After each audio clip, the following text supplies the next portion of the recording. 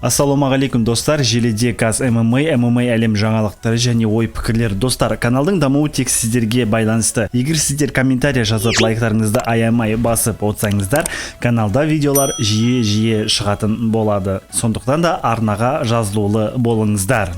Өте керемет жаңалықтар бар достар. UFC әлемінің ветерандары біздерді таңғалдыруда. UFC Vegas 17 жылдың соңғы ивентінде болған жекпе-жектер басты картта Стивен Томпсон мен Джефф Нил шықты, және керемет ветеран Альдо мен Джоске хайп ұстайтындарды аударатын Марлон Вера жекпе-жегі өтті. Тағы бір айтатын матч Showtime Петтис бар картта. Қарсыласы қатты танымал емес, аты Марона, және картта көп қызықты проспект жауынгерлер болды. Жалпы достар, ветерандарда бүгін халықты таңғалдырды. Әлі шоу көрсете алатын дәлелдеп жатыр. Альдо жалпы не істеген білмеймін, 1-2 әдемі тайминг 3-4 контр атака көрсетті, және арқасына мініп алып түсініксіз бір заттарды жасады. Вера есе Альдоға қарсы плансыз келгені көрініп тұр. Қысқа оймен жеткізсем, ветеранды менсінбей келген секілді. Бірақ сол Жозе Альдо топ 7-де орналасқанын мүлдем есепке алмаған сияқты. Достар, және естеріңізде болса, Марлон Вера UFC көп үміт арттырған Шон О'Мэллиді жеңген еді. Ал бұл дегеніміз Шон О'Мэллиге өте үлкен шанс десек болады. Альдомен шығып, қартайған шалды жеңіп, қайтадан сол хайпына қайтып келуіне әбден мүмкін. Және қысқа бас мейн ивент жайлы айтамыз. Стивен Томпсон Джефф Нилмен керемет қақтығыс көрсетті. Екі өте жақсы танымал жауынгерлер. Нилдің бойы кішірек болғандықтан Томпсонға жақындау дистанцияны қысқарту қиынға соқты. Стивен Томпсон секілді арақашықты жақсы сақтайтын жауынгер UFC-де өте аз. Саусақпен санауға болады тіпті. Бір жыл октагонға шықпаған Джефф Нил жетістікке бұл матчта жете алмады. Достар, және Головкин мен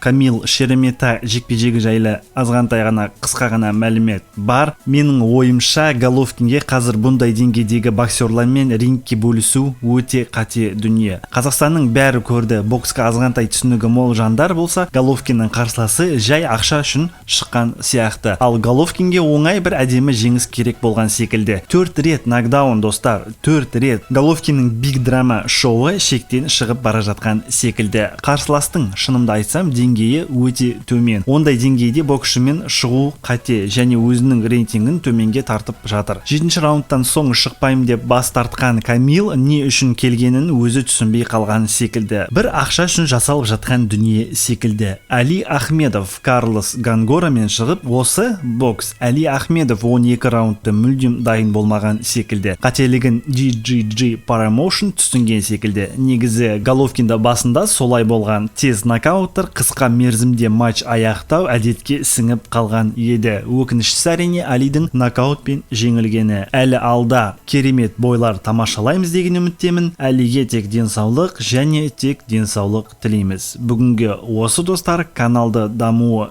сіздерге қатысты екен және бір рет айта кетейін. Лайк, пікірлеріңізді аямаңыздар. Рахмет достар.